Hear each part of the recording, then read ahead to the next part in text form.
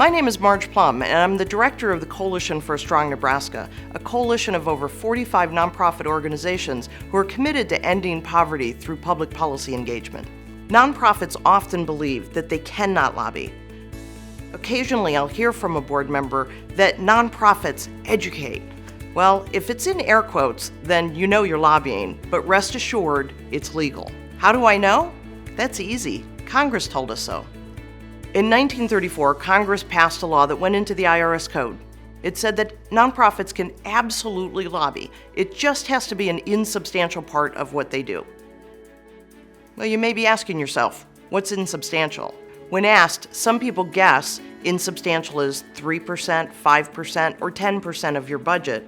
But in reality, we don't know because Congress didn't define it. And the insubstantial part test includes activities as well as expenses. So all those volunteers that you get to go to a lobby day, those count towards insubstantial. A better law came in 1976 when Congress created a new way for nonprofits to measure their lobbying limit by setting specific percentages of the organization's budget that can be spent on lobbying. There are 4 percentages applied to each $500,000 segment of your budget. And nothing else counts. No volunteers, no free activities, just expenses, including staff time.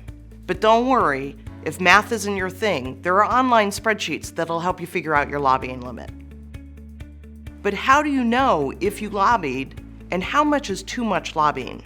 When you elect the 501H, you get a very clear definition of lobbying. If you stay in the insubstantial part test, the lobbying definition is much more vague. The insubstantial part test has no exclusions identified in the law that created it.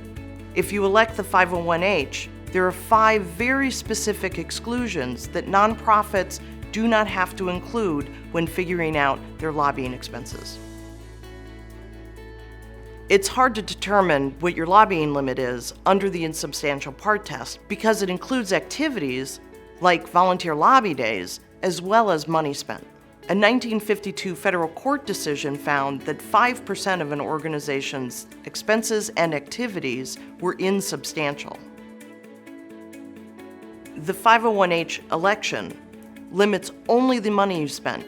You can grow an army of volunteer lobbyists for your organization, and it doesn't count towards your limit. If you are lobbying under the insubstantial part test, and you were found to have done substantial lobbying, you could lose your 501c3 that year. If you elect the 501H, you would have to go over your lobbying limit by an average of 150% for 4 years before your tax status could be revoked. So what should you do? The Council of Nonprofits say lobbying under the 501H expenditures test is easier and safer. It's easier because you get clear definitions, you don't have to include activities like volunteers, and there's a simpler part of your federal 990 for you to record your lobbying expenses. It's safer because you get clear percentages to figure out your lobbying limit, and you're less likely to lose your tax-exempt status. And guess what else? If you lobby under the insubstantial part test, your individual board members and directors could be personally fined. You heard me right, and directors and officers' liability insurance does not cover that.